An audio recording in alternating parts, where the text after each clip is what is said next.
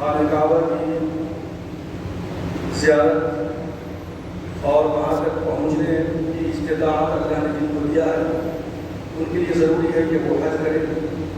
حج زندگی کے اندر ایک مرتبہ فرض ہے۔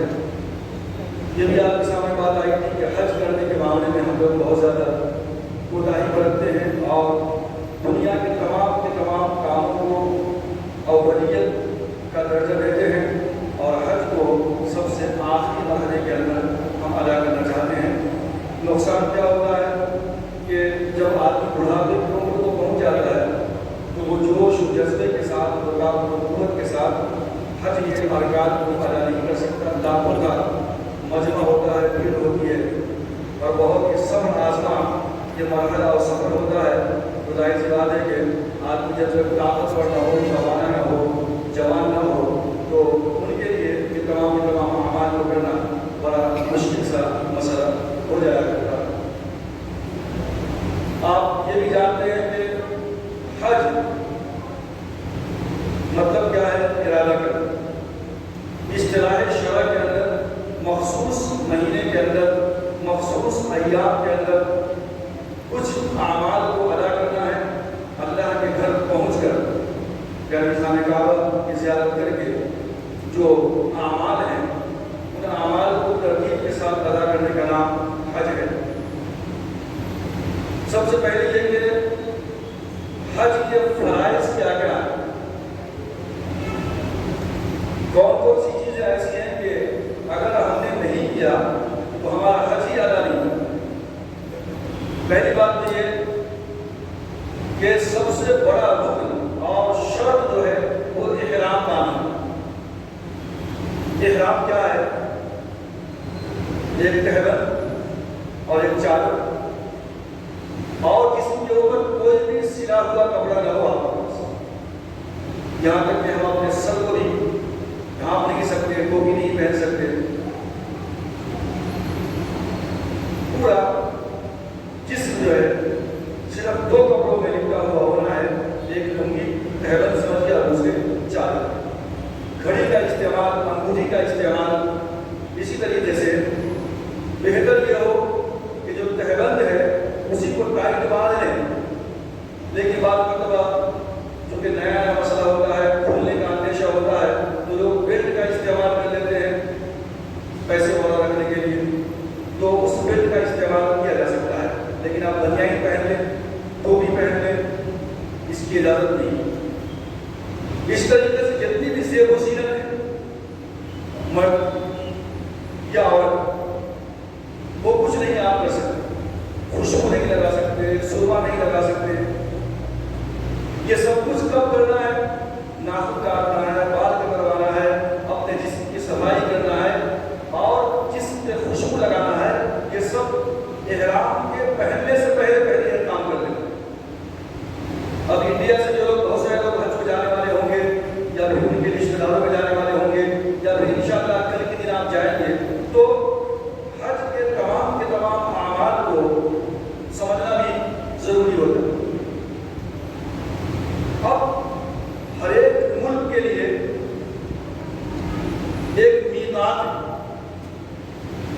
کہ اس میقات کے اوپر آپ کو احرام باندھ لینا ہوگا۔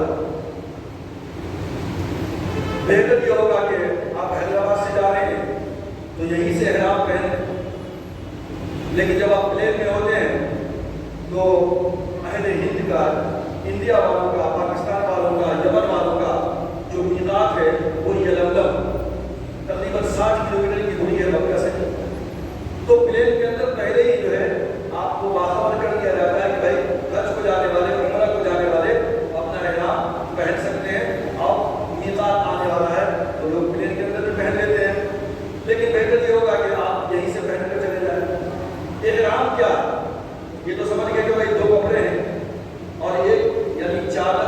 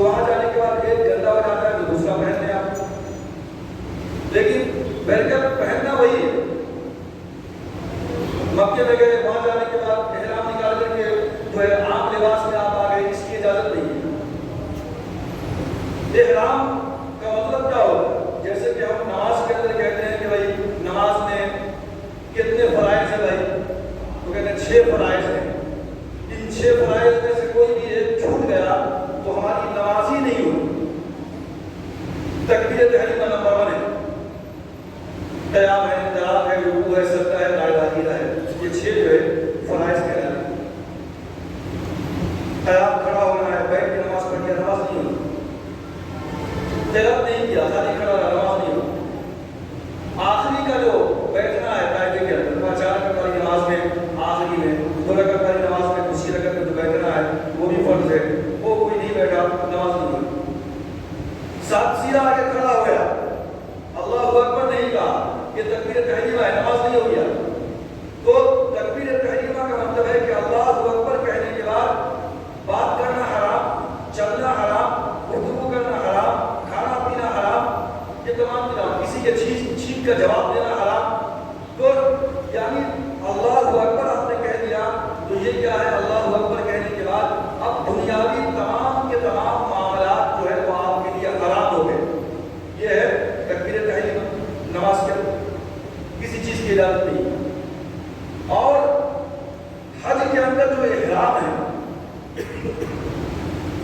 وہ احرام کی پابندیاں بہت ساری ہیں۔ جیسے کہ میں نے کہا کہ احرام کا کپڑا پہن لینے کے بعد آپ انڈر ویئر نہیں پہن سکتے، بنیان نہیں پہن سکتے، ٹوپی نہیں پہن سکتے، کسی جانور کا شکار نہیں کر سکتے، کسی کو تکلیف نہیں دے سکتے، گالی نہیں دے سکتے، کسی سے لڑائی جھگڑا نہیں کر سکتے۔ یہ تمام کی تمام پابندیاں عائد ہو جاتی ہیں۔ اور سب سے اہم پابندی ایک اور یہ ہے کہ میاں اور بیوی کا جو مخصوص تعلق ہے، سیکشول افیئر، وہ بھی الاؤڈ نہیں ہے جب تک آپ حالت احرام کے اندر۔ یہ تمام کی تمام پابندیاں احرام پہن لینے کے بعد آ جاتی ہیں۔ اب احرام پہننے کے بعد کیا ہوگا؟ اب یہ جو پہلا رکن ہے احرام، یعنی اس 2 کپڑے کا پہننا، چادر اور آپ کی روح۔ اب اس کے بعد آپ کو نیت کرنا ہے، لبیک عمرۃ، اے اللہ میں عمرے کے لیے حاضر ہوا ہوں، فتقبلہ منی فیسرہ لی، اس کو قبول فرما لے، اس کو میرے لیے آسان کر دے۔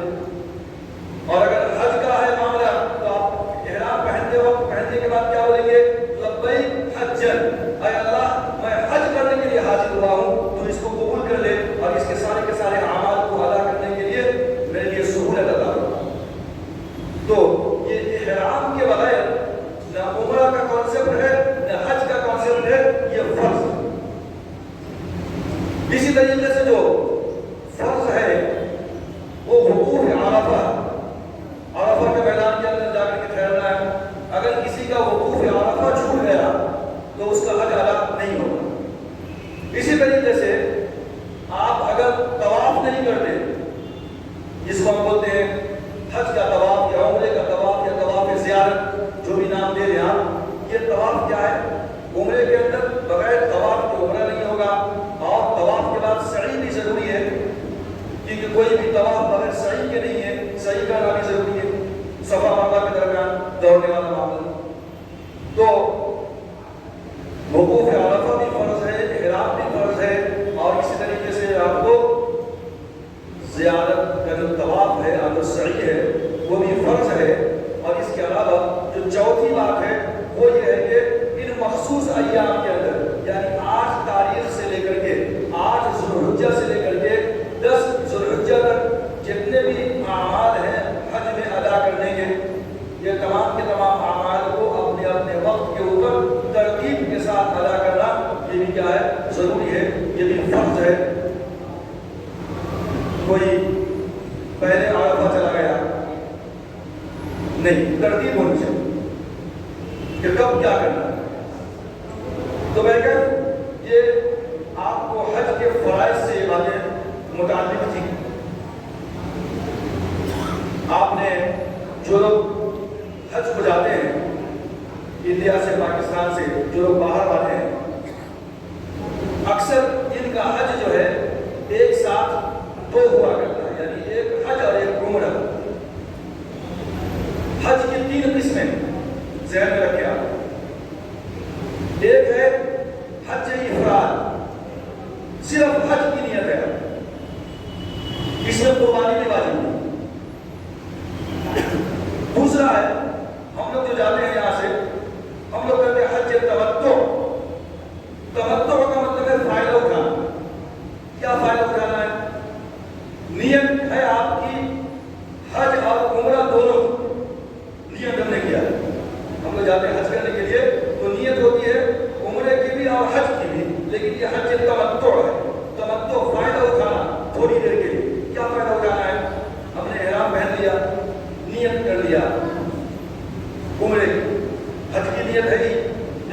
سے پہلے ابھی 8 تاریخ نہیں آئی اور اس سے پہلے ہم کو کیا کرنا ہے؟ عمرہ کرنا ہے. احرام پہن لیے, نیت کر لیے اور اس کے بعد ہم چلیں گے خانہ کعبہ کے اندر. اور خانہ کعبہ کے اندر جانے کے بعد آپ کو طواف کرنا ہے, جس کو مطاف کہتے ہیں. خانہ کعبہ ہے, 4 پلر پہ کھڑا ہے, لیکن آپ کو جو طواف شروع کرنا ہے وہ کہاں سے طواف شروع کرنا ہے؟ کوئی مشکل نہیں ہے. وہاں جانے کے بعد سمجھ میں آ جاتا ہے کہ جو ہے حجر اسود جو ہے وہ آپ کی لیفٹ جانب ہوگا, اور رائٹ سائڈ میں دیکھیں گے تو اوپر ایک ہری لائٹ آپ کو نظر آئے اور نیچے نشان بھی لگا ہوا. تو مطلب طواف کی شروعات وہاں سے کرنی ہے آپ. اور پھر جو ہے آپ ایک چکر پلٹ کے یہاں پہ آئیں گے تو آپ کا ایک چکر پورا ہو جائے گا. 7 چکر لگانا ہے. اب یہاں پہ کھڑے ہو کر کے اصل تو یہ ہے کہ حجر اسود کو چھوما جائے, پھر وہاں سے طواف شروع کیا جائے. لیکن اتنا بڑا مجمع جم غفیر, حجر اسود کو چھونا دور کی بات ہے, قریب تک پہنچنا بھی مشکل ہو جاتا ہے. اب جو طاقتور لوگ ہیں وہ اپنے طاقت کا استعمال کرتے ہیں اور ایک دوسرے کو پش کر کے حجر اسود کو, یا جو ملتزم ہے یعنی خانہ کعبہ کا دروازہ اور نیچے حجر اسود اور بیچ کا جو تھوڑا سا دیوار ہے خانہ کعبہ کی, اس کو ملتزم کہتے ہیں. اور وہ دعا کی قبولیت کی جگہ ہے, وہ اس سے چمٹ کر کے دعا مانگنے کا حکم ہے حدیث کے اندر. لیکن اس کا بھی موقع میسر نہیں آتا ہے, اشارہ کر کے ہی دعا کریں. اور حجر اسود کو چوم کر کے طواف کرنا شروع کریں ممکن نہیں ہے, لہٰذا 2 ہاتھ سے اشارہ کریں. لوگ چوم لیتے ہیں, چومنے کی ضرورت نہیں ہے. لکڑی ہے تو اس سے بھی اشارہ کر سکتے ہیں. یہ گویا کہ آپ نے ٹچ کر دیا. اللہ کے رسول کا فرمان ہے کہ اگر بھیڑ ہو, حضرت سیدنا عمر فاروق رضی اللہ تعالیٰ عنہ کو آپ نے فرمایا کہ وہ طاقتور شخص, تم اپنی طاقت کے بلبوتے کمزوروں کو تکلیف دو گے. تو پتہ چلا کہ بعض لوگ سمجھتے ہیں کہ حجر اسود کو چھونا ہی ضروری ہے, بھیڑ میں چھونا ممکن نہیں ہوتا ہے, لہٰذا صرف اشارہ کر دینا. اور وہاں پہ جو ہے آپ بسم اللہ اللہ اکبر اللہ اکبر اللہ اکبر 3 مرتبہ پڑھنا, یا پھر اس طریقے سے جب آپ چکر لگاتے ہوتے ہیں تو کتابوں کے اندر علماء نے اپنی طرف سے بہت ساری دعاؤں کو ایڈ کر دیا ہے جس کا حدیث کے اندر کچھ زیادہ پتہ نہیں. اپنی طرف سے بہت ساری دعائیں, پہلی چکر کی ایک دعا, دوسری چکر کی ایک دعا, تیسری چکر کی ایک دعا. اب پبلک پریشان ہوتی ہے, یا اللہ اتنی ساری دعائیں یاد کرے کیسے بنے؟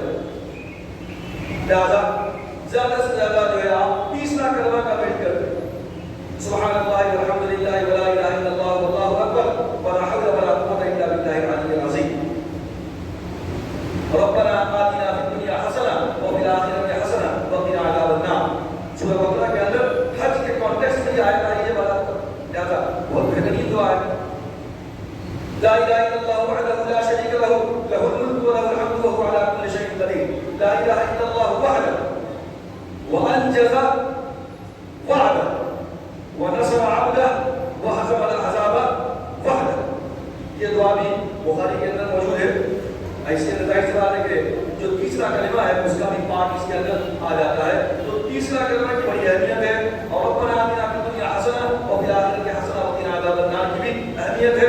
اور اس کے علاوہ درود شریف کی کثرت سے آپ جو ہے وہاں پہ ذکر کریں, قرآن مجید کو پڑھیں, جو آیتیں یاد ہیں وہ آیتیں پڑھیں, اور جو دل میں آئے اپنی زبان کے اندر آپ دعا کر سکتے ہیں. کوئی ضروری نہیں ہے کہ ہر ایک چکر کی ایک مخصوص دعا ہی آپ پڑھیں, یہ کوئی ضروری نہیں. ایک اور خاص بات یہ کہ بہت مشہور ہے لوگوں کے اندر یہ بات کہ خانہ کعبہ کے اوپر پہلی نظر پڑتے ہی آدمی جو دعا کرتا ہے وہ قبول ہو جائے. باتیں مشہور عوام کے اندر ہیں, لیکن حدیث کے اندر اس کا کوئی ذکر بزرگ دوستوں نظر نہیں آتا. اچھی بات ہے, خانہ کعبہ کے اوپر پہلی نظر پڑتے ہی دل کی دنیا اور اس کی کایا پلٹ جاتی ہے, بدل جاتی ہے. وہ عجیب و غریب سا ایک احساس ہوتا ہے بندے کے اندر. لیکن یہ کہ جو دعا بندہ کرے قبول ہو جاتی ہے, اس کا کوئی اصل ملتا نہیں ہے, لیکن دعا کرتے تو اس کو کوئی خرچ کی بات بھی نہیں. تو میں کہا اس طریقے سے 7 چکر آپ کے ہو گئے. ہر چکر کے اوپر آ کر آپ کو ہاتھ کا اشارہ کرنا ہے خانہ کعبہ کی طرف, یعنی خانہ کعبہ کی دیوار کو جو حجر اسود لگا ہوا ہے وہ حجر اسود کی طرف جو ہے آپ کو اشارہ کرنا ہے. ہر ایک چکر یہیں پہ آگے کمپلیٹ ہوگا. جہاں پہ گرین لائٹ نظر آئے گی لیفٹ سائڈ کا آپ کو خانہ کعبہ کا دروازہ بھی نظر آئے گا. حجر اسود وہی ہے, ملتزم بھی وہی ہے. تو ہر ایک مرتبہ آپ کو اللہ اکبر 3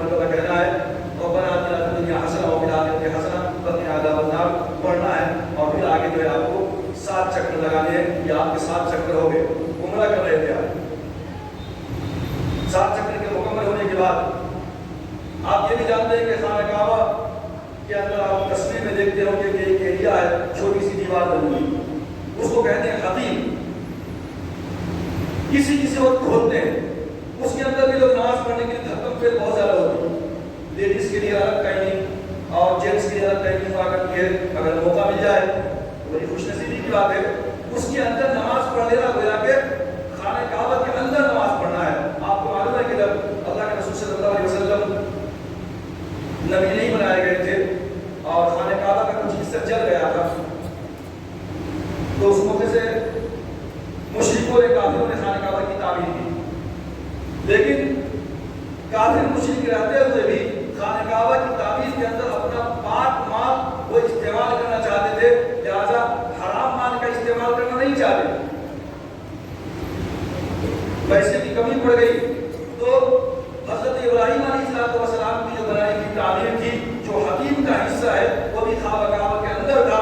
لیکن پیسے کی کمی کی وجہ سے مشرکوں نے کافروں نے خانہ کعبہ کی بنیاد اور تعمیر اٹھا دیا، اتنے حصے کو چھوڑ دیا، پیسہ کم تھا.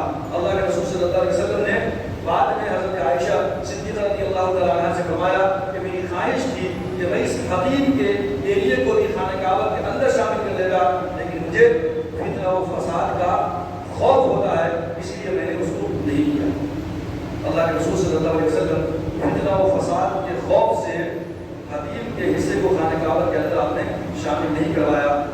ہمارے لیے اس میں ایک سبق ہے، درس ہے کہ آج بھی اگر ہماری کسی بات کی وجہ سے، کسی فیصلے کی وجہ سے اگر آپس کے اندر اختلاف اور انتشار پیدا ہونے کا خدشہ اور خطرہ ہو تو ہمیں ایسی باتوں سے، ایسے فیصلے سے کیا کرنی چاہیے بھائی؟ اختلاف سے بچنی چاہیے.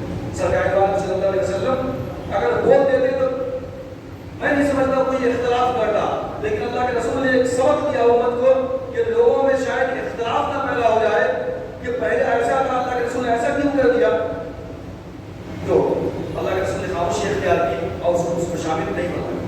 خانہ کعبہ یعنی جو حجر اسود ہے یا جو اس کا دروازہ ہے، اس کے بالکل تھوڑے فاصلے کے اوپر یلو کلر کی جالی کے اندر حضرت ابراہیم علیہ السلام کے پاؤں کے قدموں کے نشان ہے، جس کو بند کر دیا گیا ہے. لوگ وہاں بھی جاتے ہیں. قرآن مجید نے کہا وَاتَّخِذُوا مِن مَقَامِ إِبْرَاهِيمَ مُصَلًّى، یعنی ابراہیم علیہ السلام کے مقام کو مصلی بنا. اب یہ روایتوں کے اندر اختلاف ہے. ضعیف روایت ہے کہ آپ اس پتھر کے اوپر چڑھتے تھے، اونچا ہوتا تھا، اپنے خانہ کعبہ کی دیوار اٹھاتے تھے. واللہ اعلم.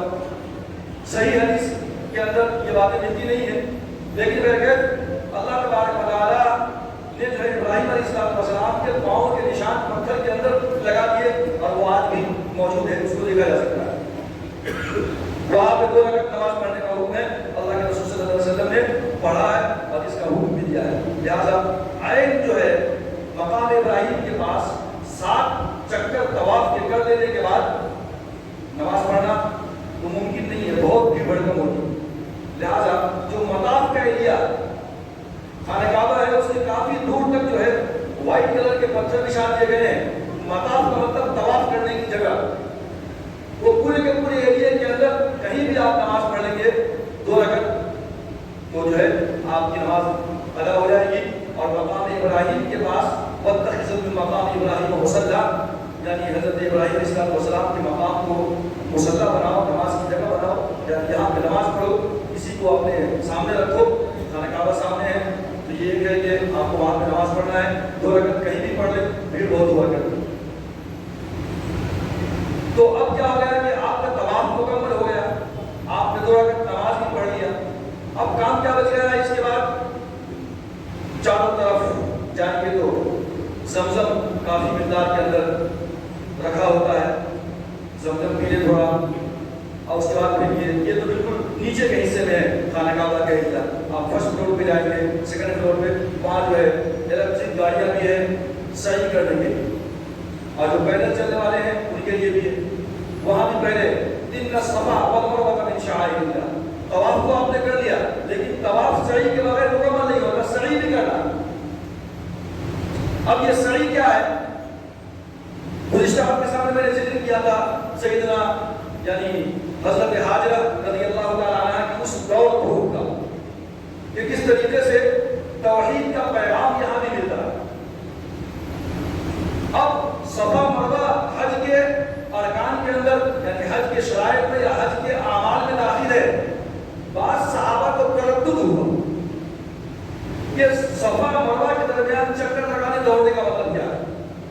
تو ایک تو حضرت حاجرہ رضی اللہ تعالیٰ عنہ کی وہ یادگار ہے کہ اس رب الصحرا کے اندر سوائے اللہ کی ذات کے کوئی میرا یار و مددگار نہیں، میرا بیٹا پیاس سے تڑپ رہا ہے، شیرخوار بچہ اسماعیل، اور اس کے پانی کا انتظام کوئی انسان نہیں، کوئی چرند و پرند نہیں، لہذا وہی ایک ذات ہے اللہ کی جو کر سکتی ہے۔ اور اسی جو ہے عالم کے اندر وہ صفا سے مروہ اور مروہ سے صفا وہ بھاگ رہی، یہ دونوں پہاڑیاں۔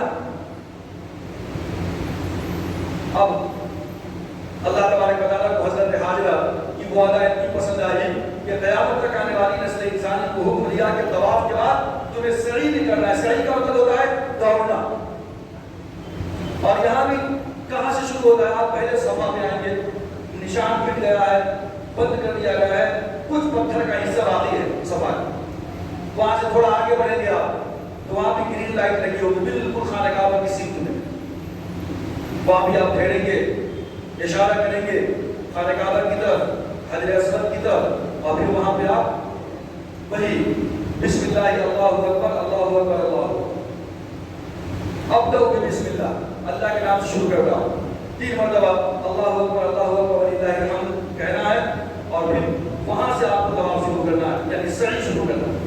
فرسٹ فلور پہ، سیکنڈ فلور پہ بھی انتظام ہے، گاڑی وغیرہ سے جو لوگ جاتے ہیں وہاں بھی لیفٹ کی طرف آپ کو خانہ کعبہ آئے گا، لہذا یہ صفا سے آپ نے شروع کیا اور مروہ تک پہنچتے پہنچتے بیچ کے اندر آپ کو ایک گرین نظر آئے گا، اوپر ایک پٹی اوپر کی طرف، وہاں پہ تھوڑا تیز دوڑنا، اگر خواتین ہیں تو تیز دوڑنے کی ضرورت نہیں ہے، لمبا راستہ ہے، آپس میں کوئی ضرورت کی بات ہے تو گفتگو بھی کر سکتے ہیں، طواف کرتے وقت بھی ذکر اللہ کریں گے، لیکن اگر کوئی ضرورت کے لیے بات کرنا ہے تو بات کر سکتے ہیں، اس میں کوئی حرج کی بات نہیں ہے، دنیاوی باتیں کر رہے ہیں، لوگوں کی باتیں کر رہے ہیں، یہ غلط ہے۔ لہذا اچھا بہت سارے لوگوں کو غلط فہمی ہوتی ہے کہ صفا سے مروہ اور مروہ سے صفا ہے تو ایک چکر نہیں، آپ نے شروع کیا طواف صفا سے، خانہ کعبہ ادھر طواف شروع کیا، جب وہاں تک آپ پہنچ گئے تو مروہ آ گیا، مروہ پہ جانے کے بعد ایک چکر مکمل ہو گیا، وہاں بھی آپ اشارہ کریں گے اور وہاں بھی یہی دعا پڑھیں گے، بسم اللہ اللہ اکبر وللہ الحمد، یا پھر ربنا آتنا فی الدنیا حسنہ وفی الآخرۃ حسنہ، تیسرا کلمہ پڑھیے، پھر وہاں سے جب پھر صفا پہ آئیں گے تو یہ دوسرا چکر ہو جائے گا، تو صفا سے مروہ تک پہنچے ایک چکر اور مروہ سے صفا تک آئے تو دوسرا چکر، پھر یہاں سے ادھر جائیں گے تو تیسرا چکر، تو گویا کہ یہ پورا یہاں سے جا کر کے پھر واپس اپنے مقام پہ آئیں گے تو ایک چکر ہوگا، ایسا نہیں ہے، صفا سے مروہ پہنچ گئے ایک چکر ہو گیا، پھر وہاں سے یہاں پہ آئے تو دوسرا چکر آپ کا ہوگا، تو یہ بھی 7 چکر لگانا ہے۔ میں نے کہا تھا کہ حج کے ایام کے اندر، حج کے اعمال میں صفا اور مروہ کی سعی اور بیچ کے اندر دوڑنے کو کیوں کہا گیا؟ صحابہ کو تردد ہوا کیونکہ یہ استھان تھا بتوں کا، صفا کے اوپر اسحاق نامی بت تھا اور مروہ کے اوپر نائلہ نامی بت، یہ جینس اور وہ جو ہے یہ دونوں بت تھے۔ بعض کتابوں کے اندر بھی آتا ہے کہ یہ دونوں انسان تھے اور ان دونوں نے خانہ کعبہ کے اندر سیکشول افیئر کیا تھا، تو اللہ تبارک و تعالیٰ نے ان کے اس جرم کی پاداش کو ان کو پتھر بنا دیا۔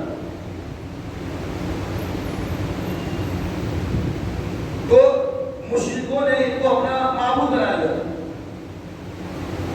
اور وہ لوگ قربانی دیا کرتے تھے، اسحاق جو بت تھا صفا کے اوپر وہاں قربانی دی جاتی تھی اور نائلہ جو تھا وہاں بھی قربانی دی جاتی تھی، تو مشرکین مکہ کفار مکہ تو یہاں پہ قربانی دیا کرتے تھے، یہ استھان تھا بتوں کا، لیکن اسلام کے آنے کے بعد یہ حکم دیا گیا، قرآن مجید نے کہا ان الصفا والمروہ من شعائر اللہ، صفا مروہ اللہ کے شاعر کے اندر سے ہے، اور شاعر کیا ہے؟ شعیرت ان کی جمع ہے، جس کا مطلب ہوتا ہے احساس، کسی چیز کی یاد دلانا، کوئی ایسی چیز، کوئی ایسا نقشہ کہ جس چیز کو دیکھ کر کے آپ کو اللہ کی یاد آ جائے، جس چیز کو دیکھ کر کے اللہ کے نیک بندوں کی یاد آ جائے.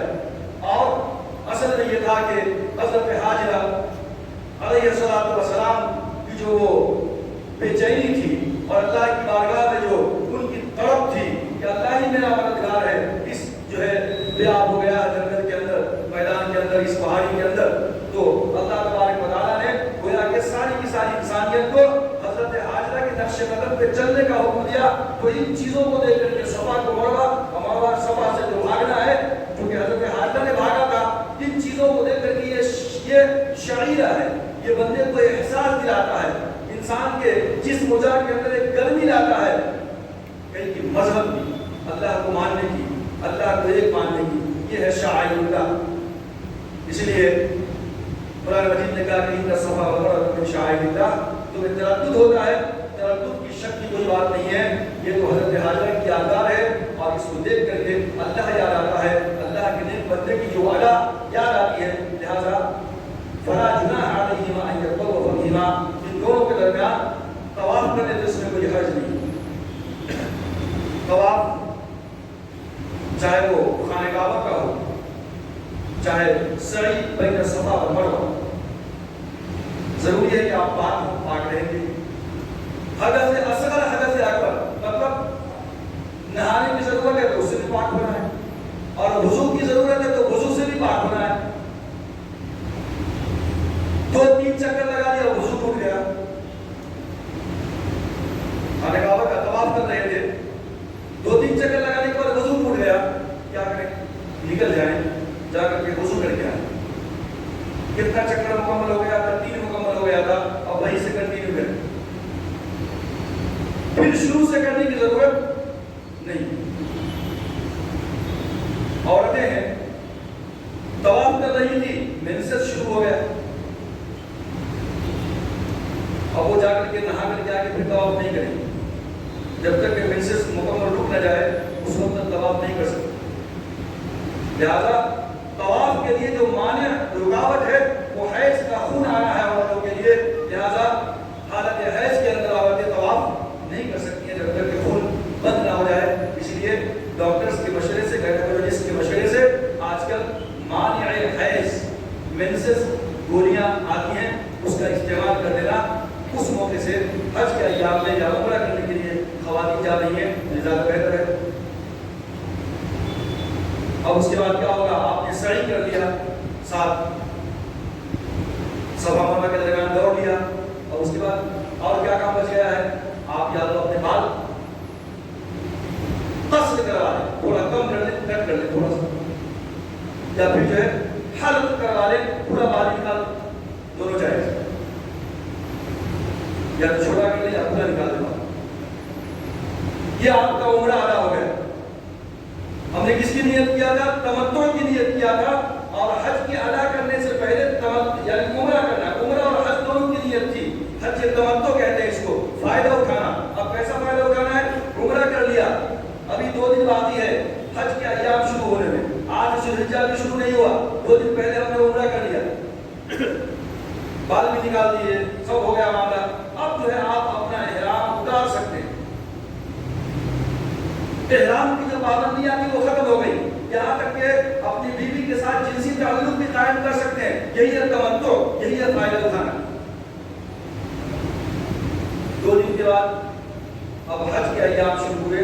اب آپ پھر سے نہا دھو کر کے پھر سے آپ اب حج کے لیے آپ پہنیں گے پھر سے احرام.